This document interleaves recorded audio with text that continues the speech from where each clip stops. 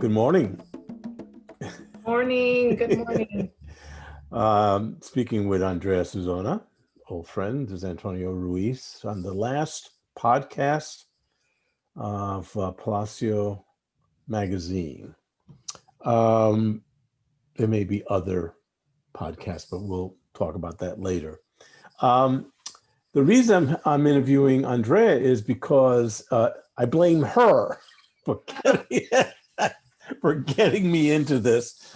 Um, I think a lot of people, Andrea, have forgotten that before Palacio magazine, there was another magazine, Palacio de Long Beach, and you were the spirit, the force behind it. Remind people of that magazine because it was around for you did that what for 5 years? Yes. Yes.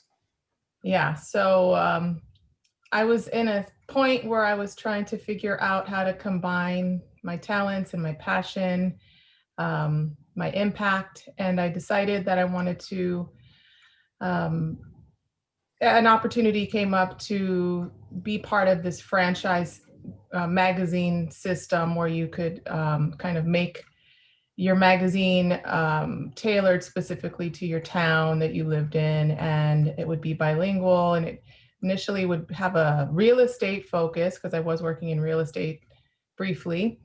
And I had a master's degree in education. I had worked in sort of trauma recovery in New York City after 9/11. I had grown up in a neighborhood that I no longer that had shaped who I had become, but who I had moved out of and removed myself a lot from. But I cared about that community and wanted to help people with similar upbringings as my own. So there was the magazine opportunity, and I made it my own. I used my grandmother was Puerto Rican and spoke only Spanish to me at home, so Spanish I consider to be my first language, and I wanted to have that bridge between the non-Spanish speakers and the non-English speakers, and sort of teach everyone to be bilingual. And by doing that, by talking about things in the community, by promoting health and wellness, by promoting spending quality time with family, just all of the things that I knew would make and at the time I was doing some children's social work. So it was really just a blend of all of the things that I had been through and that I felt that would be impactful Yeah, to help. you had everything from featuring really some very interesting people, but not just like elected officials and quote unquote community leaders, but entertainers, people who were just very interesting, who were contributing something to the community. You had recipes. Give us an idea of some other things that you had in there. I mean, you had like consumer stuff. Yeah, well, I mean, I think the thing I miss the most is the like things to do in your community. That was one I like to feature. There's so many great things in Long Beach that allow for families and couples and just friends to go out and celebrate diversity and to celebrate all of the things that make this particular city that we live in special. And I liked promoting those events, and I liked to get people out and spending time together. A lot of it was, I had Tony Cruz and his family on because I was trying to Right. promote cycling, and I had, you know, Jenny Rivera because I Right. didn't even know much about her except that I knew that she was from Long Beach and that people loved her. And I tried to kind of yeah, just do a little bit of everything to try to appeal to as many people. And again, like I grew up in a Spanish speaking home, so we had Spanish television on, and that influenced a lot of what I thought the Latino community might pick up. And yeah, I sort of had my grandmother in mind with the recipes, and thinking, like food is such an important part of our culture, and we need to continue to have reminders of some of the things that we haven't eaten for a long time and maybe we want to try doing it home. Especially now, this would have been a I great know the time. feeling. Yeah, Where's my yeah. pasteles, man? I know, right? I know. I'm gonna get you your pasteles. I'm gonna get them for you. I know. We have that in common, you and I. I think that um the Puerto Rican heritage is very, when you grow up in a Puerto Rican family, there's this tremendous sense of pride because of the really I think what makes Puerto Rico special in the Caribbean is that we're literally like in the epicenter of all the country, like geographically of all of the continents that are that come together and take Right, kind of the best right, of all of them. So right. I kind of, Yeah, um, I don't know if I told you recently. We discovered, well, I'm half Dominican, mhm, but my that side of the family was sort of very distant, which I never quite understood why. I mean, my mother was what has passed, but she was Dominican, my father Puerto Rican, and for years growing up, it was always about Puerto Rican, and my mother would have to remind us, "Excuse me, you're half Dominican." And it was only recently that we discovered some cousins who are really into family tree stuff and genealogy. And so we had a Zoom session this year where we just found out like stuff going back, I'm not kidding you, back to the early 1800s. Um, wow. and just like we, it sort of stopped because the records. But the belief is that they think that the original uh, husband and wife came from somewhere in Europe. They're not sure if it was Spain or it was the Azores or something. Anyway, but it was really interesting just to see. They have pictures. I mean, they have pictures of she would be like a great grandmother or something like that Wow. on our mother's side of the family. So it was just very interesting. Um, anyway, distracted.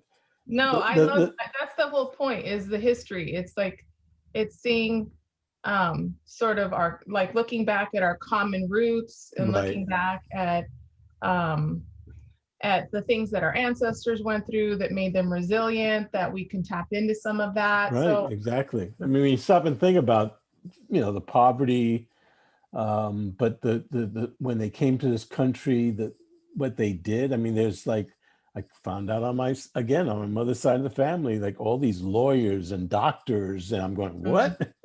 Never knew any of that. And talking about struggles, I mean, this is the thing that's always fascinated with your magazine was the fact that you pretty much did this by yourself. I mean, yes, you had some people writing for you, but for the most part, how did yeah. you do it? I mean, and distribution. Yeah, well, that's you can thank Julian for that. He packed we then had a Volkswagen Jetta um, with I don't know it was a pallet of magazines over the course of like 4 or 5 days. He went all over Long Beach in that car, but that was distribution. Doing the magazine, it's the whole ask a busy person and if you want to get something done because you just don't have time for a break. You're just like, okay, productive, because you don't have time to waste. So you end up becoming very productive. That's my theory. But I was just my kids are now 19 and 12, so they would have been 10 and 2 or Yeah, something like something like that, that. really Yeah, little. yeah.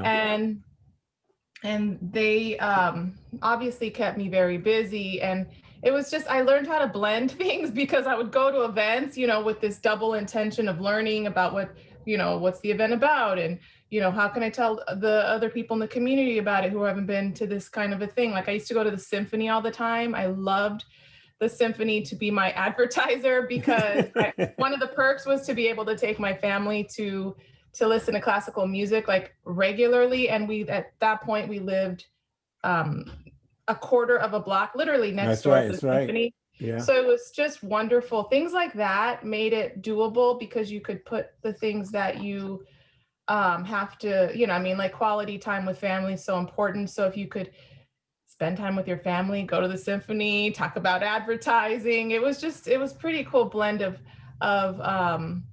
kind of finding ways to be efficient with time and finding ways to kind of bring together two different parts of the community. Because if you've been to the Pops and you look around, Right.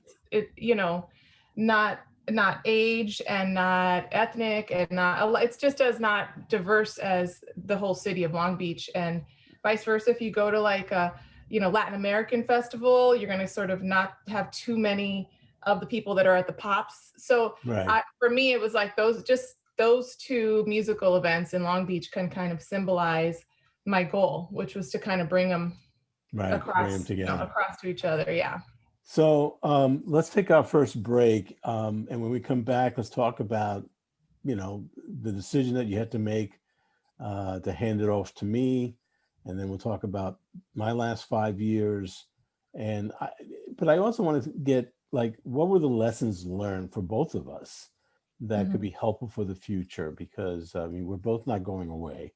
In some shape or form, we'll figure out a way to continue at least the, the the legacy. Anyway, let's take our break, and when we come back, we'll continue our conversation with Andrea Sulsona on PalacioMagazine.com.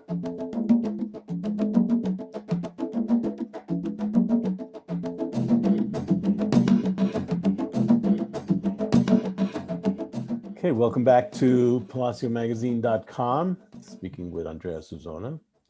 Andrea, so I remember the first couple of conversations about how we could continue Palacio de Long Beach. But this all came about because basically you got a new job, right? Yeah, I did. Not just ordinary job. So let's talk about that job. Oh my goodness. My job is executive director of early childhood education programs at the YMCA of Greater Long Beach. And what that means is that I get to oversee the operations of 5 preschools with about 500 children, about 80 employees, and all their families, the families of the children, because the YMCA is this kind of cradle to silver sneakers organization that has something for the entire family. So I was a board member, and I was able to get a really deep look into how the program worked, and got to go to family camp and observe children whose families enrolled in preschool somehow getting this wonderful magical weekend up at camp in Big Bear, transportation, swim lessons, youth sports, on and on and on. Since I've been there, I brought more things like parenting classes, emotional CPR. Those are just the things I'm passionate about because I worked in New York after 9/11, and it was all about identifying your feelings. And that's something you learn to do in preschool, but adults really struggle with this. So Yeah. We could all learn from a preschooler's book on feelings, because it's like, talk about how you feel. Like, oh, you're angry. Like, you don't have to scream. You could just like say, I'm angry. It's funny. We're teaching the children that. Right, Adults right. don't do that. That's the wonderful thing about education, is that you have to master the material yourself in order to teach it. And like, if you're repeatedly telling a child, like, talk about your feelings, you get better. So we would use children's literature, like preschool children's literature, for adult workshops for adults. Like let's talk about how 9/11 has made you feel. Let's talk about how's it affecting your relationships. So those exact same things happen now a lot more at our preschools. We have like a parent advisory committee that I'm very, very proud of. We have 5 Zooms a month, just one with each preschool pack, we call it. And then another one we have like with all the packs together, and we have I want to say, like, we encourage healthy living. We give our pack members and a lot of our parents aren't even on the pack. They get memberships to the Y. So it's a lot. And it's like the whole person. You get to address the whole person. The um, all the parts Yeah. that we don't often take time. And it's been great because Zoom has allowed us. And then I know we're probably going to talk about that, but Zoom allows us actually more accessibility because people, I think they're more willing to commit if they don't have to drive somewhere. Right, right, right. And I mean, I think that was the whole thing, is that you were starting this new job. I mean, you were busy before that. Now to do that and Palacio was just going to be impossible. And I remember Right. our conversations, and we, and even at that time, I was working like two other jobs. I had already left. Well, it was 2000. I want to say it was 2015, and so just trying to um, do those jobs and then moving over and doing Palacio. Uh, for some reason, I thought it was going to be easier. I said, "Well, how Andrea can do it, I can do it." How hard could this possibly be? Well, I discovered it was a lot harder than than I imagined. Because first of all, there's your magazine was ad supported. You're a salesperson. You had that experience. You knew how to do that. And we did publish two of the print magazines. And I mean, needless to say, I was not a good salesperson. So we decided to migrate to online, which again, I had already been doing that with Voice Waves, which is this mentoring program for young people. We already had a website. I was familiar with WordPress. So I thought it would be, it would just be easier to just sort of shift over and do Palacio. And for a while, I think we were successful. We did, um, pay some freelancers, but it just got untenable. And to complicate things, I think we went about a year before I realized that this was again more difficult than I expected. But then I made the crazy well, it's not a mistake. It was the best move I ever made. Was that the decision was for me to go back to school in fall of 2016. So in the summer of 2015 is when we started Palacio Magazine. We changed the title, but it was still Palacio Magazine. And uh, and I just remember, okay, I can do this. I can do the website and do, Palacio. I mean, do school. And what I discovered was once I began the podcast, it was a little easier because I was highly focused on that. And then I did a relationship with the Long Beach Post, which helped a lot. But it was just generating the content on a continuous basis that I just found incredibly difficult. And I just felt like I could never duplicate all the stuff that you did for the Mm, magazine. And I think not because I didn't want to, but because my priorities had changed. And suddenly I was like, okay, I'm going to, when you go back to school at 68, mm, it's not the same as going to school when you're 20 and your brain can only take so much information and so much effort. And it right. was, and I really had to make a commitment to school. I mean, Sumi, my wife, always jokes about, she's never known anybody who studies as much as I do. But if you know anything about me, I put my 150% into it, which, so it's hard doing 150% on Palacio and 150% on school. I mean, that's not practical. Right. But I think that we did some really good things. Our first big interview for the print was Mayor Garcia. He was on the cover. We've interviewed everybody we've interviewed you a couple of times.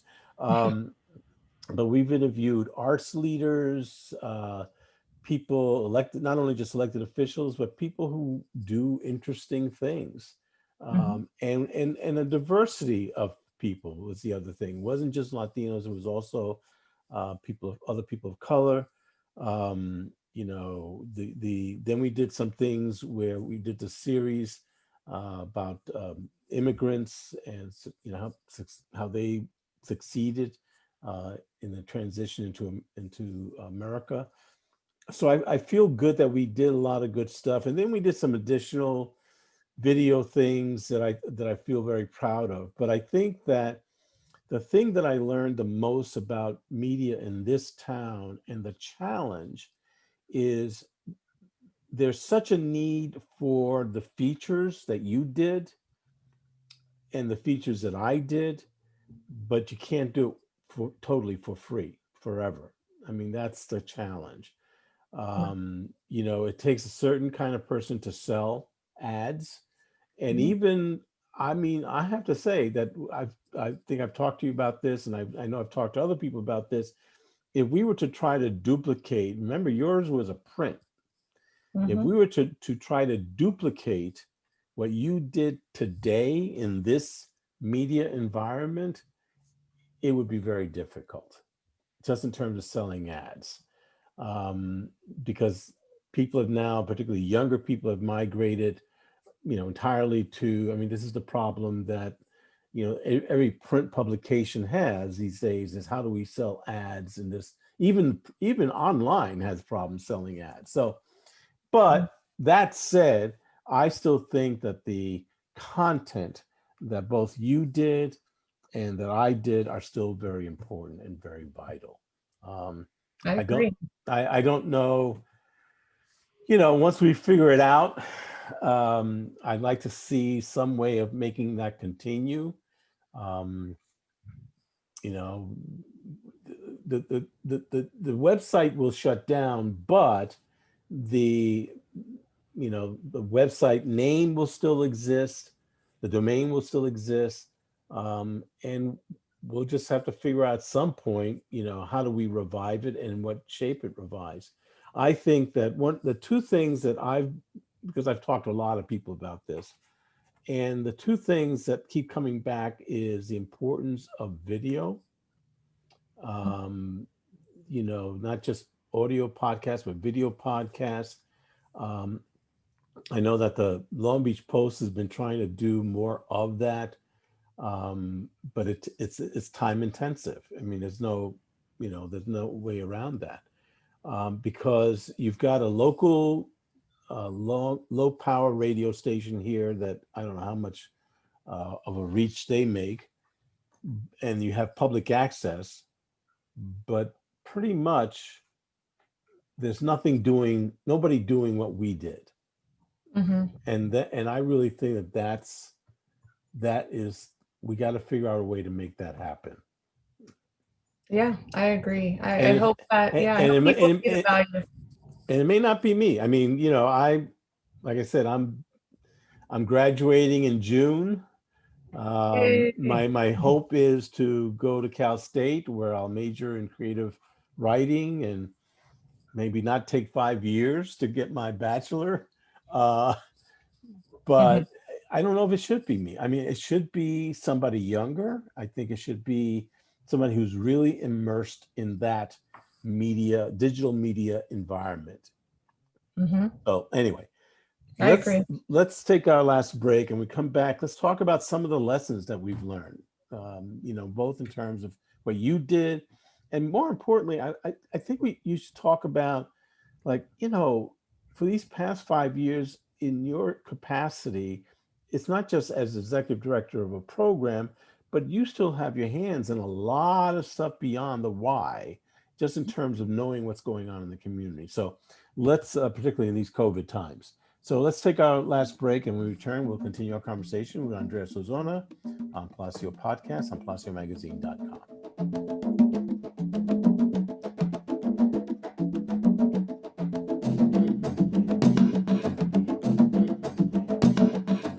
Welcome back. We're continuing our conversation with Andrea Sulsona on PalacioMagazine.com.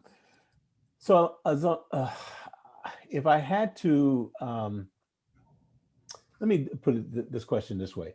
If there had to be one big lesson that you've learned from your time handling the print magazine and the last 5 years of being executive director, in terms of what is the one big media slash information need that you think Long Beach needs, particularly the communities of color and the Latino community?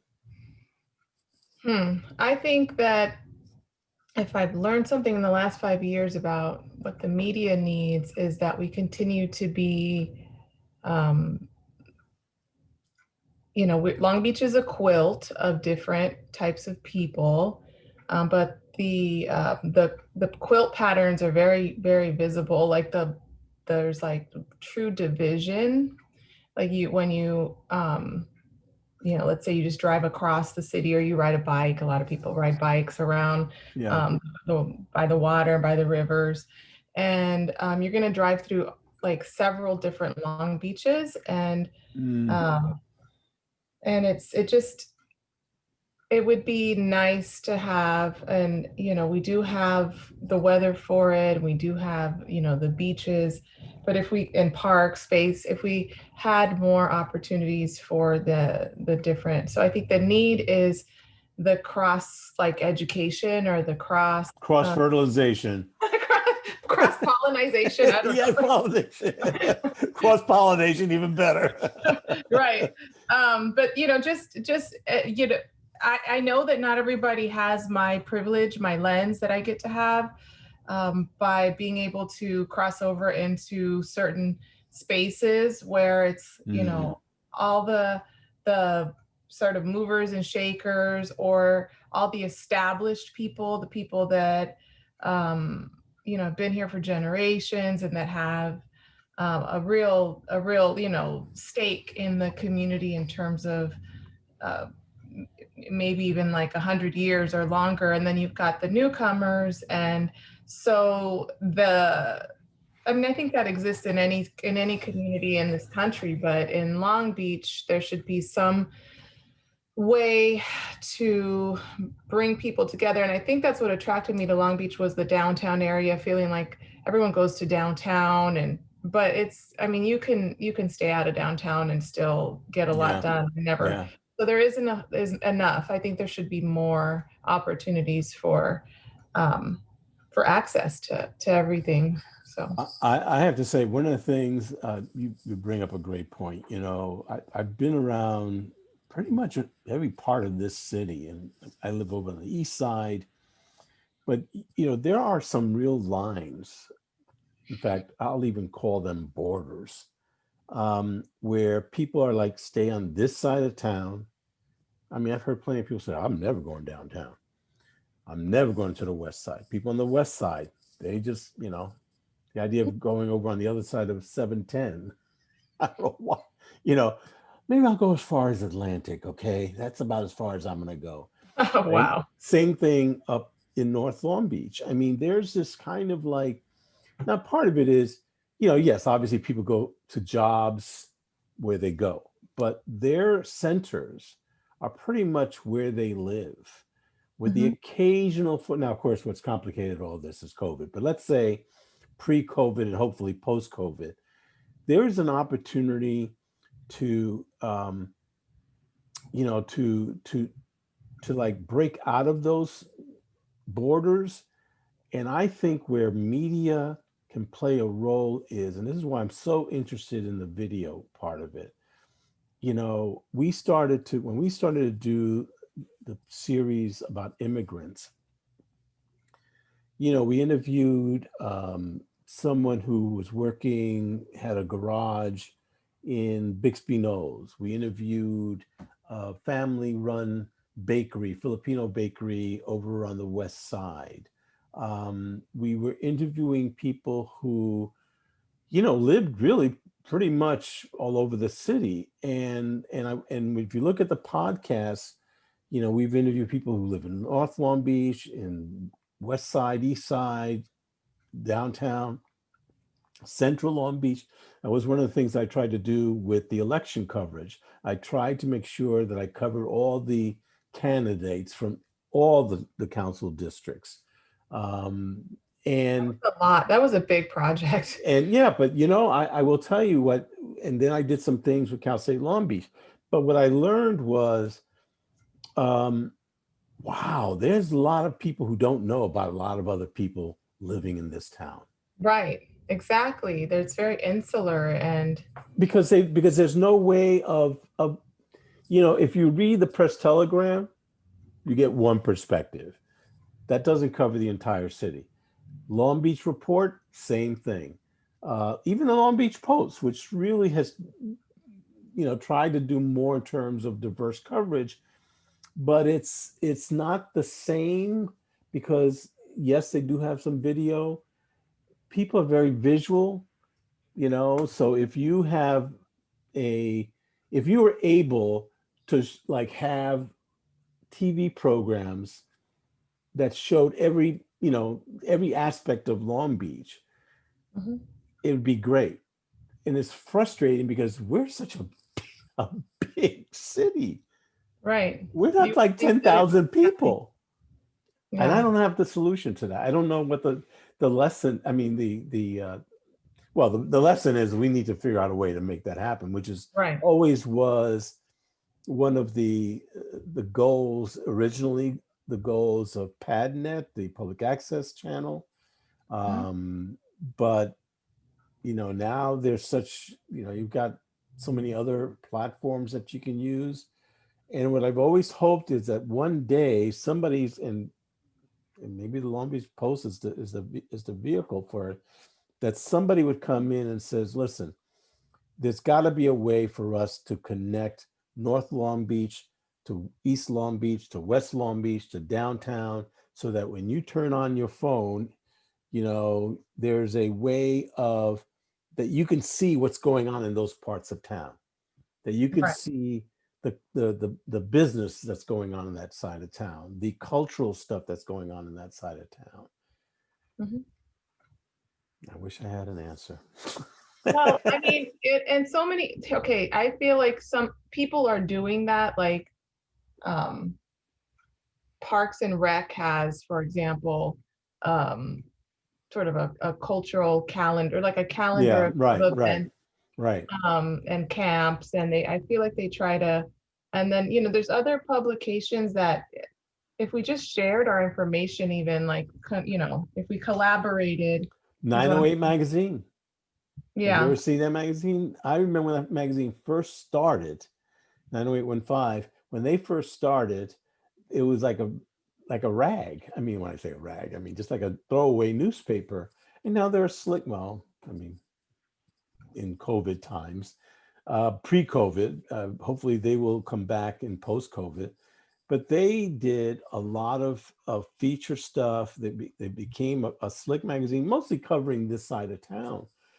But again, I think part of the thing is that's why I've always thought that the Arts Council could play a significant role, and they do.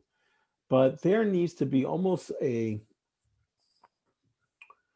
czar, a media czar that figures out a way to put all these things together so that they're sharing, as you say, and that because everybody's got a phone, and that's why I keep going back to the phone thing.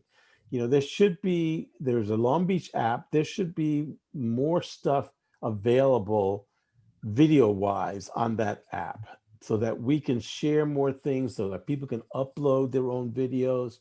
I mean, yes, people do Facebook and Twitter and Instagram, but if you don't follow people, you wouldn't know that that's going on. And there's Mhm. just no way of, and trust me, I'm on this phone a lot, so I know what's out there and what's not out there. And part of it is because we're in this shadow of LA, and we just and I think a lot of people still prefer, what, I'm very happy with the way things are right now. I want to be anonymous. you know but Sure. I don't think that and the protests of this past summer, I think, brought people to the realization that Mhm. we cannot be insular anymore. that we cannot isolate ourselves, that we have to figure out a way to bridge these gaps, because as a city, that's the only way we're going to move forward. Yeah, I agree. I mean, part of it takes me back to like I know you have a little bit of a religious foundation, and so do I. But it just takes you back to, Long time ago. well, but it's like, Yeah, it's but sort of like, what are the values that you right, want to pass on to the next generation? And right. that's something that sometimes I go, wow, I'm really grateful for, having to memorize Bible verses and things like that, because you think about the things later, they kind of come up, and they're all really pretty much aligned with my beliefs today, like the golden rule, and um, just just a lot of the things about redemption. People don't forgive themselves, they live in guilt, they waste their life, and Yeah, yeah, so all of those things related to religion, I think, I I'm not trying to promote any specific religion, except that just knowing what your value system is, and then knowing, like living your life within your purpose. And if everyone did that more, then I think it would just, there would be we'd have a better future. And right now, as we think about the future with COVID, it's scary. We don't know each day if it's going to be the day that we get it. And um, so we worry, and we there's been good and bad with COVID. Has come so much opportunity for conversation, and for having to get creative, and for all of those things. But yeah. yeah. Well, you know what? It's funny you should mention, and we're going to wrap up here, but what I think the other part to it is that we have gotten stuck in this kind of politicization of everything. And so people have sort of, you know, because I saw the reactions to the demonstrations on this side of town. They weren't exactly good. Um, and then the other extremes of people who just said, I'm locked in my position, and I'm not going to listen to this position over here. And COVID just laid on top of that, just made it even worse.